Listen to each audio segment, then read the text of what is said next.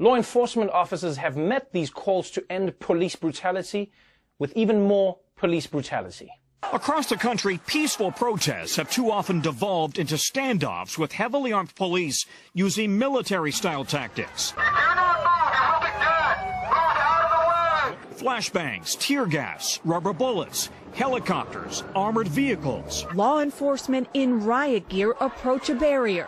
Protesters on the other side, hands up in the air, chanting, "Don't shoot." But that's exactly what they did, shooting tear gas and rubber bullets. The threat of terrorism after 9/11 convinced many departments to stock up. Now, those departments are facing off against their own citizens. Just take a moment to think about that. The police department got this heavy-duty equipment to fight terrorists. That's why they got the equipment, post 9/11. And now they're using it against Americans who are exercising their right to protest. And I'm sorry, what about these people screams terrorists to you? Like, maybe I've forgotten my history, but I don't remember the part where Al-Qaeda attacked America with cardboard signs. And an argument I've heard some people make is that the only reason the police are doing this is because the protesters are looting or being violent. But as happens so often, the police's story never matches the actual footage. The internet has been full of videos of police officers attacking protesters with no provocation whatsoever. Caught on camera from coast to coast, alleged excessive force by police officers.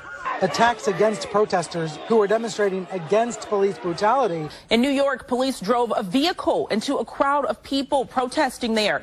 In Los Angeles, police swing batons at people who witnesses say were simply standing with their hands up. A New York police officer caught on camera pushing a woman who was demonstrating. An officer pulling a man's face mask off and spraying him with pepper spray. This unsettling image of an officer kicking a woman who was maced. Caught on camera, a protester run over by an HPD mounted patrol unit at the height of the protests. I don't care who you are. Those images have to be upsetting to watch. Because these images are the antitheses of what America is supposed to stand for. And the freedom to protest isn't the only American ideal that the police have been trying to suppress lately. It seems like they've been really making a concerted effort to go after the free press. More than 300 journalists have faced press freedom violations. Across the United States, the camera is rolling when law enforcement seem to be targeting journalists. I am press. Please. We identified ourselves as press, and they fired tear gas canisters on us at point-blank range. This Australian cameraman and reporter were shoved and hit while live on air. Police now advancing on protesters. Oh my gosh, we're moving. I'm getting shot. I'm getting... In Louisville, pepper balls fired at a crew on live TV. Who were they aiming that at? At us, like directly at us. Yeah. Those videos are what's happening in America right now. Cops are just openly firing tear gas and pepper bullets and everything on journalists. The police are attacking unarmed protesters, defenseless reporters.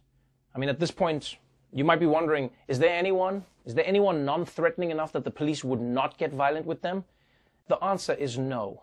A Salt Lake City police officer in full riot gear using his shield to push an elderly man with a cane. The man falls face first onto the ground.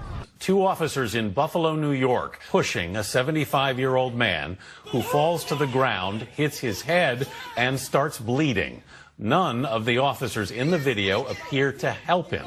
When videos like this come out, the excuse is always the same. People always want to defend those police by saying, those are just a couple of bad apples. That is not representative of the entire police department. Once the truth got out and those cops were punished, the entire team resigned to protest those police being held accountable. In fact, they even showed up at the courthouse to cheer them on as they came out. What are you cheering? That Buffalo is finally safe from old men walking around in public? In a way, they have the same code that a gang does, in that above all, you are loyal to your crew. That is a culture that is within every police department. And that's the heart of this issue. If good police are willing to look the other way or even join in when the bad police abuse their powers, you can make new rules and regulations all you want, but it won't matter.